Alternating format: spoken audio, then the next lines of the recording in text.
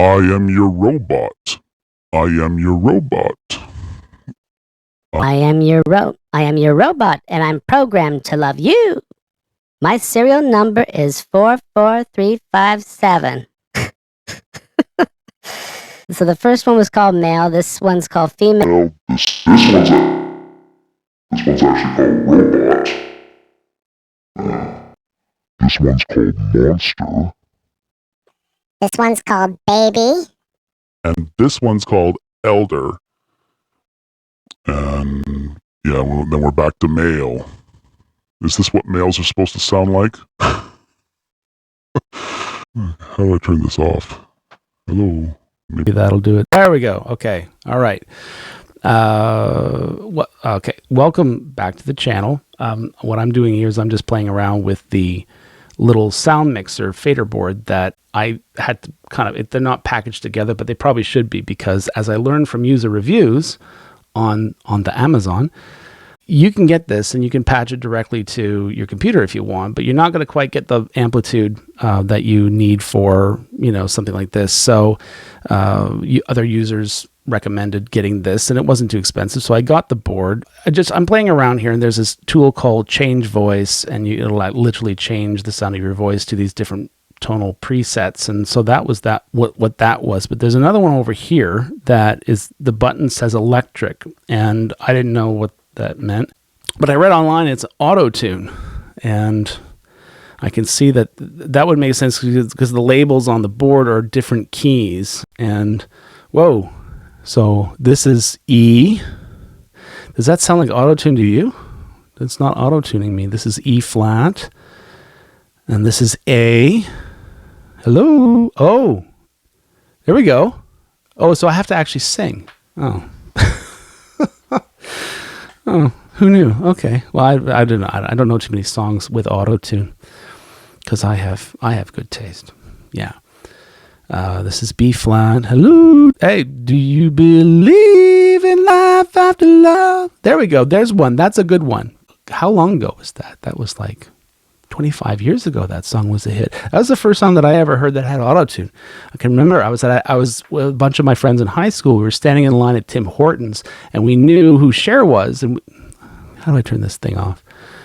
There. Oh, hey. Okay. All right. Back to normal voice. All right. So we knew who Cher was, but we never heard autotune before. We're like, what the heck is that? Cher can get away with it because she actually is an extremely talented person who knows how to sing. But, unfortunately, autotune has also meant that lots of less talented people have come into the business. Anyway, by the time you see this, it's going to be the weekend. But already the video that I just posted, there's one comment at least about the camera quality, and I've already recognized that it's not so great. I have what I think is a better webcam. I tried actually hooking it up before starting to record this episode, but I cannot figure out in the settings how to get an external USB camera to override the built-in camera. So the takeaway point here is I have a better camera.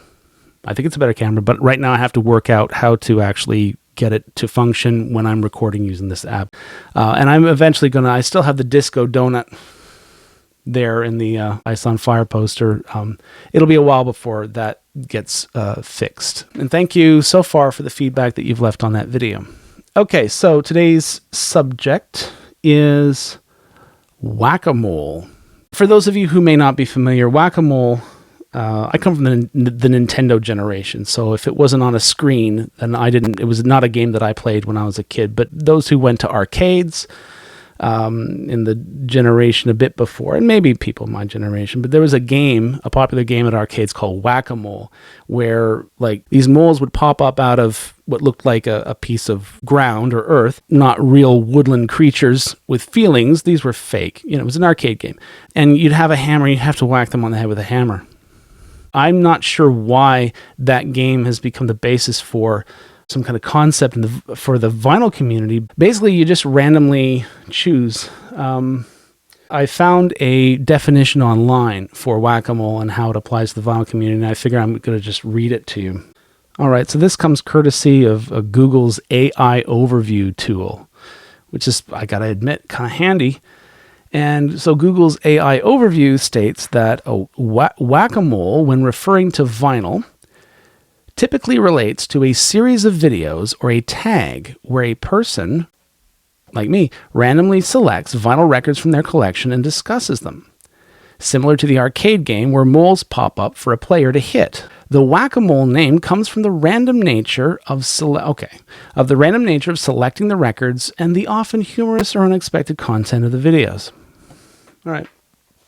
So that's what Whac-A-Mole is in vinyl terms. So I have 3 boxes here. This, chronologically, they're kind of out of order. This one over here is the biggest one. This one goes from 1965 to, I think it's 1978, Part-Time Love.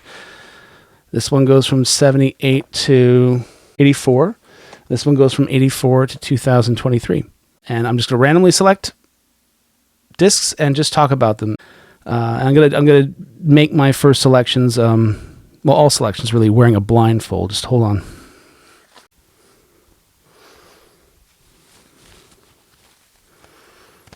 It's not a blindfold, but it's a sleep. Where's the thing? Oh, hi. It's not a blindfold. It's a sleep mask, but does the same trick. Okay, I'll try and disorient myself a little bit so I don't impose any sort of spatial bias. But there's no getting away from the fact that about here is, 65 to 78, and this, I can't mix them all up together. And I'll try and space out my selections between the 3 bins as much as I can. Where's the mic? Hello? Hello? Hey. All right. Okay.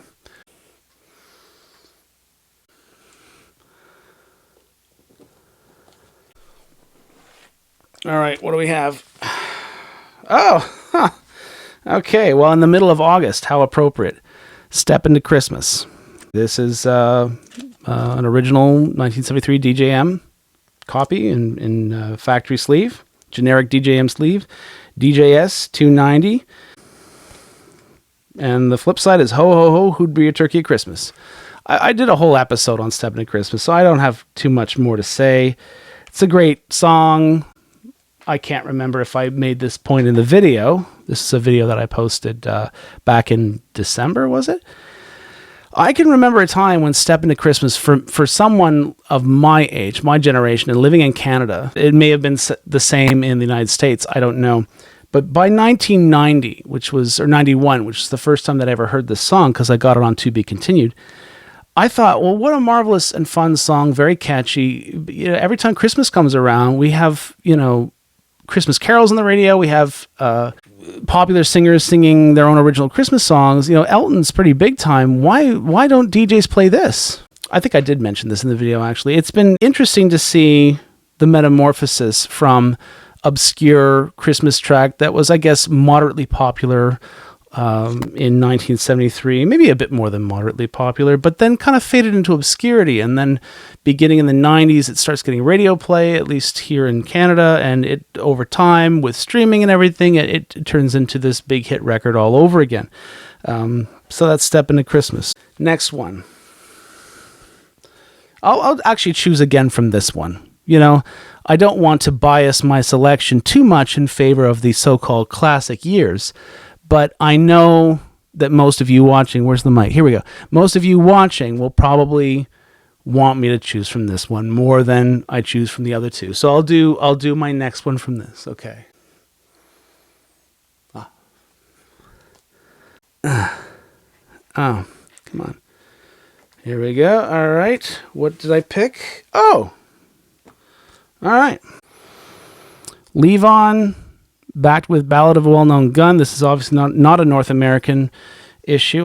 Okay, and the sleeve art is taken from the artwork for Madman Across the Water. German.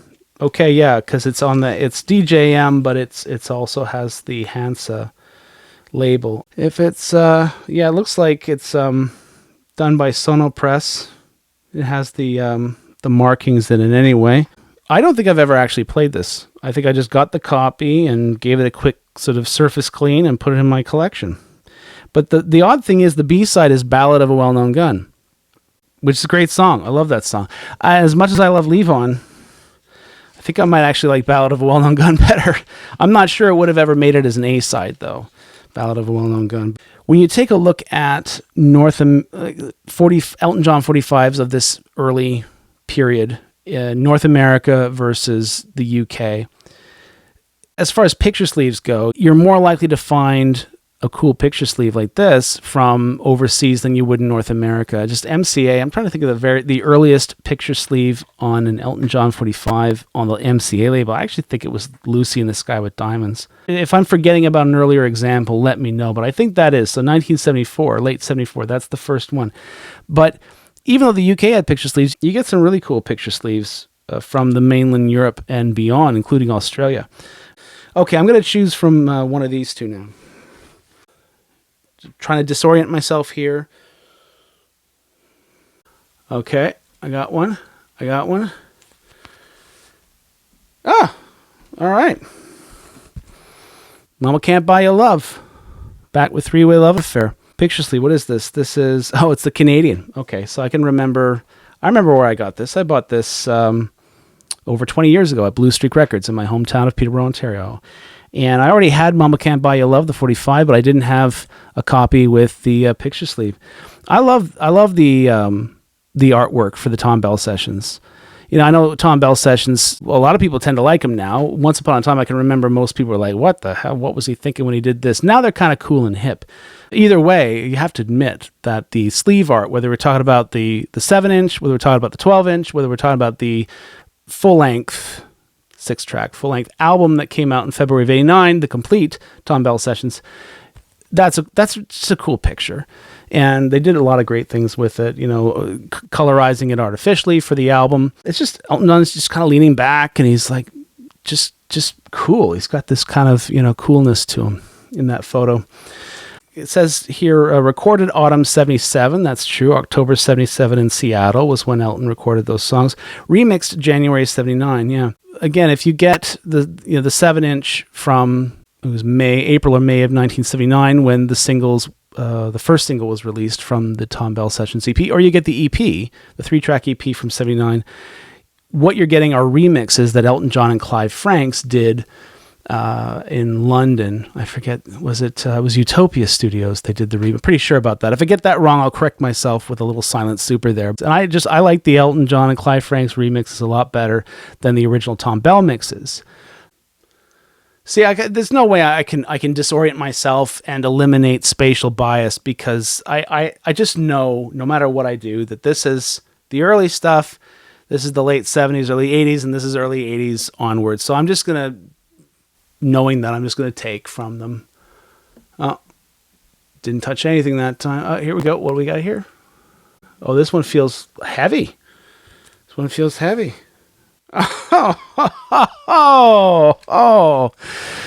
boy. It's like playing Monopoly and you pick up the go to jail card. Heartache All Over the World. I shouldn't say that. I like Heartache All Over the World. I know Leather Jackets is not the greatest album ever, but Heartache's a great song if you just like, pop for the sake of pop. In the same bin, I have the Geffen 45 with picture sleeve. I have the UK 45 picture sleeve. This is a double single pack, hence the sticker, limited edition 2-record set. So this is 2 45s. You get Heartache All Over the World and Highlander, which was the B-side, which was an instrumental thing that Elton actually recorded. I think he recorded it at home. It wasn't part of any album sessions proper anyway, Highlander. And then the second disc is I'm Still Standing Passengers. So nothing terribly rare on this, but the real treat about these double singles of Elton's from the mid-'80s, okay, is that they're in gatefold sleeves. And this is the gatefold picture for this one.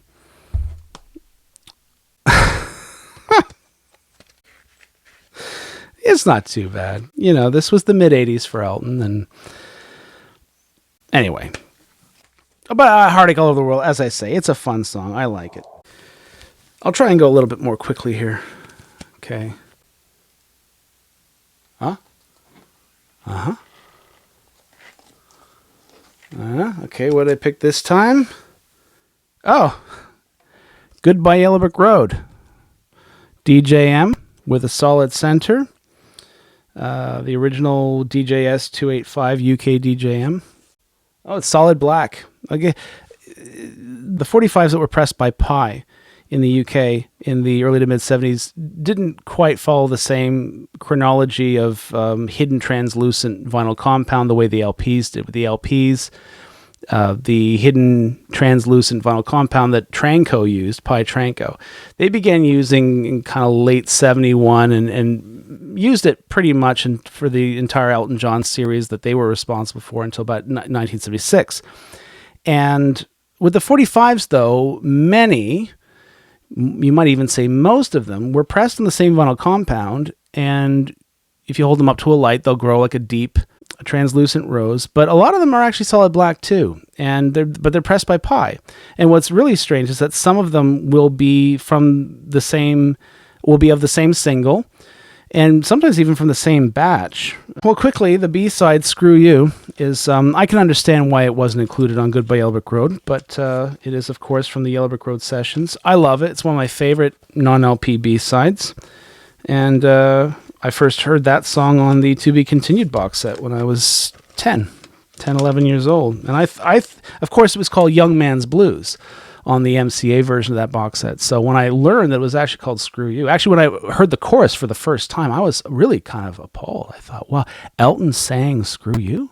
I can't believe that. Like, would Elton say words like that in real life? I was a kid, right? Anyway, okay, so that's a classic. I keep getting some pretty common and rather, I don't know, pedestrian, is that the word? Selections from this box. So I'm going to keep choosing from this box until I get something kind of a little bit more interesting than songs that we've all heard. Where's the mic? Yeah, hi. Yeah, songs we've all heard for a million times. Okay, all right. What's this? One you may never have heard of, Your Song. This is a Canadian uni copy, and apparently it belonged to someone named Janet White. Janet, if you're watching, I have the copy that used to be yours. So yeah, Your Song in mono, Take Me to the Pilot in mono, dedicated mono, and the dedicated mono mix of Take Me to the Pilot is like I said, dedicated mono. It is different. On the outro to this, it's the vocal interjections have been mixed differently, so it's a different mix from the album mix, and so it's never been released on CD, so it's worth seeking for that reason alone. This is a rare example of a Canadian uni pressing that was put in a Canadian uni factory sleeve with the additional, it says the Compo Company. The Compo was in Cornwall, Ontario, and that as of late 70, early 71, became MCA Cornwall. Your Song, come on, forgive me. I got to pick something a bit more interesting than that. I'm going to keep choosing from here until I get a gem, okay?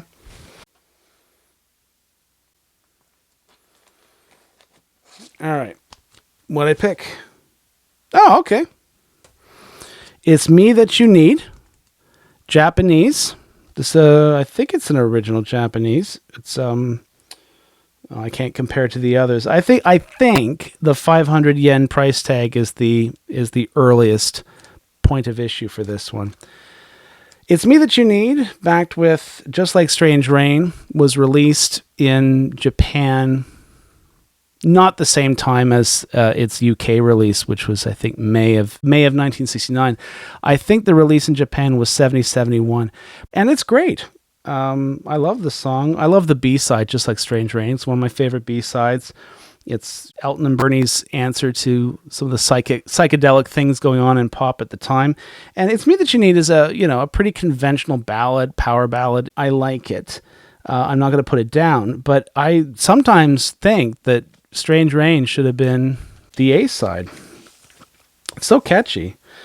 With Japan, you don't always get sleeves. You get the 45 in a factory sleeve, and then the insert is actually kind of a folded insert like this. You get the lyrics, and there are often translation issues. Let's see how close they got it here. I looked up from my glass into the sky. There's no one in my coming, look too high. Aren't the official lyrics, there's nowhere in my comic book to hide? I believe so. There's no one in my coming, look too high. That doesn't make any bloody sense. Anyway, so yeah. Still I sit beside the fire, watch it as it pelts. I think it's still I sit beside the fire and watched it as it fell are the words. This is just the standard black vinyl. I have a red vinyl version of this. All right. Okay, that was pretty cool. That was a somewhat rare disc, so I'm satisfied for now. I'll go back to these. Maybe this one. Okay, hello. Oh, this one feels kind of heavy. I think I know what it is. Oh, all right. Okay. That's what it is. This is Dear God. It was not the first single from 21 at 33. It was, I think it was released in the fall of 1980. And not in the United States or Canada. It was an overseas single. And I think the UK was the only territory where there was a double single like this. I probably got that wrong. But anyway, this one has 4 tracks on it. Okay. Dear God, Tactics, Steal Away Child, and Love So Cold. And I'm not crazy about the A side, Dear God. It's not a bad song, but it seems like it sucks. I hate it. I hate the song.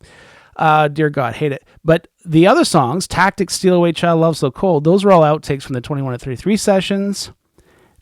They may well have actually been contenders for the album that came out afterwards, which at that time had not yet been titled The Fox. But by late 1980, Elton was in discussions with David Geffen to sign with him and release his next LP on that label. And I'm wondering if some of these were going to be Tactics. Elton wrote, and of course James Newton Howard does just a wonderful synth arrangement for that one. Steal Away Child, beautiful song. It's kind of like a lullaby. Love So Cold. Love So Cold. That song was almost too good for a B-side, I think. It's not Tiny Dancer, but it's a great song. This one does not have a gatefold sleeve. Basically, I won't take them out, but there are 2 45s in there in factory sleeves and sort of a double wide pouch. But there's also, in France, rather than a double single, they did a 12-inch EP for this, where it was the same 4 tracks, but because it was France, they cut it at 45.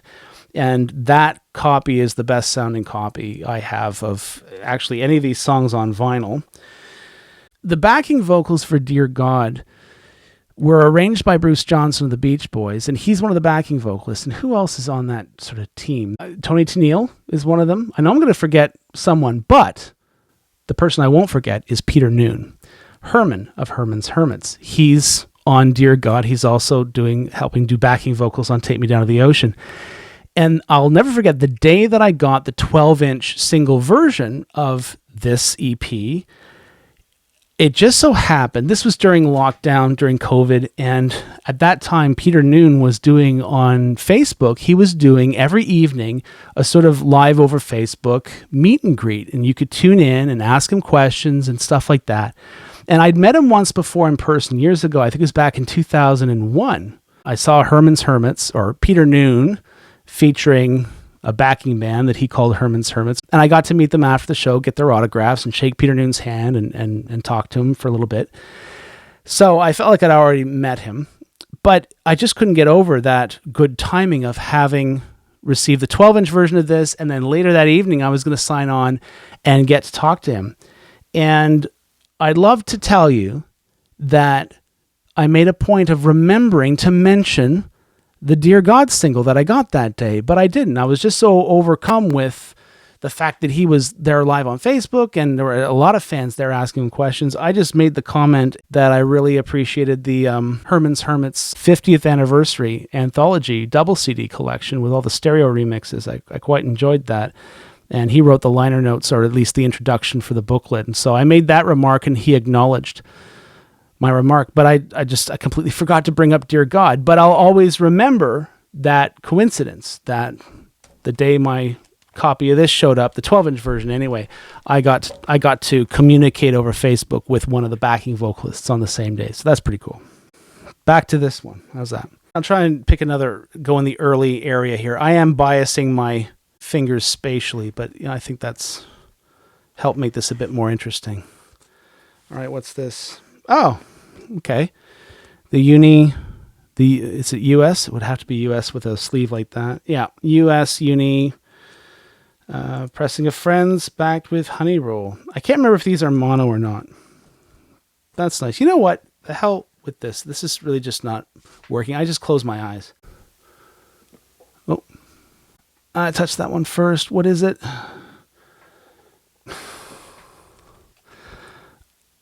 I don't want to go on with you like that. It's a US MCA. This is a great pop track. This is a great pop track. There's no question. It's one of the highlights of Red Strikes Back. But in my mind, it's one of the tracks that takes Red Strikes Back just a bit too far into that kind of late 80s synth pop thing, which Elton John did brilliantly on Red Strikes Back. There's no question. But I don't want to go on with you like that was maybe just a bit too far. But I will say this. I can play piano, not terribly well, but I can play piano. And I remember when I finally figured out how to play I Don't Want to Go On With You Like That, and getting the chords and getting the groove of it. And it was a lot of fun. And even if you listen to the 12-inch Shep Pettibone remix, you know how at the end he goes on the piano, on that remix, Elton goes, dun dun dun dun, dun bum bum bum bum bum bum bum bum bum, like that. I figured out, I can't play it as well as he did on the record, but I figured out like a simple version of that. And I felt like king shit, because it's great to play, and you can play along to the record. And every now and then I had like an electric keyboard on a stand. This is in my old apartment. And sometimes, I'd just be wandering through the room, and I'd see it there, and I'd turn it on, and I'd just do that dun dun dun dun bum bum bum bum bum bum bum bum. It was a confidence builder,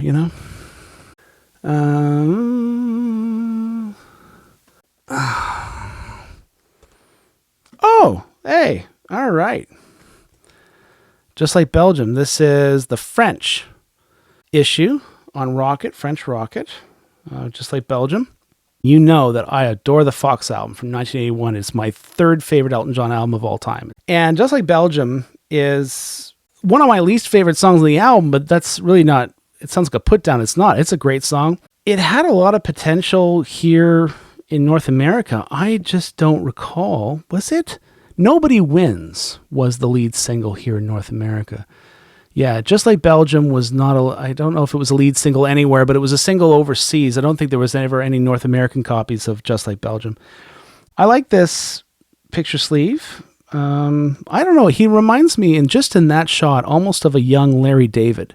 Larry David used to wear glasses exactly like that around the same time, back in Larry David's Fridays days. Just before my time, but I watched them on YouTube. So, yeah, good song. B-side was a non-LP track, Can't Get Over, Getting Over, Losing You, which is a kind of a country song. It was recorded during the 21 at 33 sessions. It's of the same, it has a lot of the same kind of textures as Take Me Back. It's almost like they could have been recorded the same day. They're very distinct songs, but they have that kind of mid-tempo country feel, both of them. And I can understand why Take Me Back won out over this one, assuming that it came down to a one versus the other kind of thing as far as the album sequencing goes. But yeah, I love that song. Love both songs. This is a good single. I'm just going to keep picking till I find something a little less ordinary. Oh, okay. Well, this is not some rare song, Benny and the Jets, but I love this sleeve.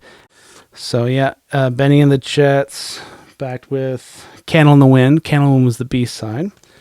And there's the back, and it's another insert. And yeah, one of my favorite picture sleeves from Elton's catalog. I think if you bought the Two Rooms book back in 91, 92, and in the back you had those sort of, not collages, but you had a montage of different 45 covers.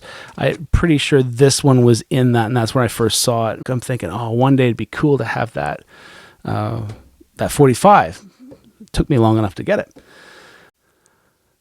I'm going to reach way back. I'm going to see if I can get a more recent one. So I'm really not... Oh, okay. You Gotta Love Someone with Medicine Man on the back. This is UK. Is it? Has a UK number. Yeah, it's UK.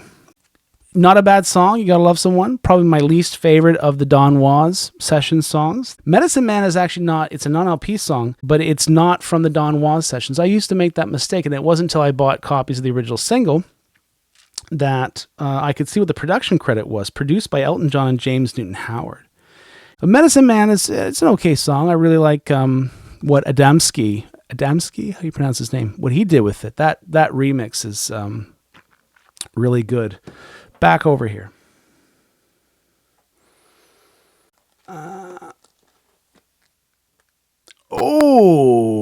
Okay, yeah. This is a white label promo, DJM, for Lady Samantha. And then on the flip, we have All Across the Havens.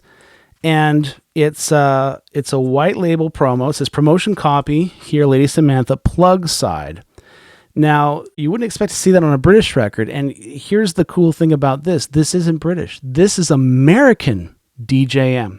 So Lady Samantha was released in, I think it was January 69. It was released in the UK. And then later that year, DJM got Bell Records to act as distributor. This is a white label promo. I got it on eBay a number of years ago for, I think, $20. I can't believe the deal I got on this. And when Elton got his first contract with MCA, he, of course, did not appear on Uni Records right away. He was on a label called Congress. And Congress re-released Lady Samantha. So there's a Congress Lady Samantha, but that version of this single did not have All Across the Havens as the B-side. It had It's Me That You Need on the other side of that record. So this is the only time that Lady Samantha ever got a release with its original B-side in the United States. So I can't, time-wise, I can't afford to keep doing this, so I'm just going to choose a few more. I'm going to keep choosing from over here because I'm hoping to get something really rare, because I know that somewhere around here there are some real rare ones. I've had one or two so far. That promo Samantha was definitely rare. Oh, okay. Oh, yeah, okay. Oh, yeah. This one I've showed before. This is this is rare. This is the DJS 205. This is a UK DJM. It's Me That You Need, back with Strange Rain, and this featured in an earlier video. You'll remember that I got this from Alfonso, one of his first packages that he sent. Over here.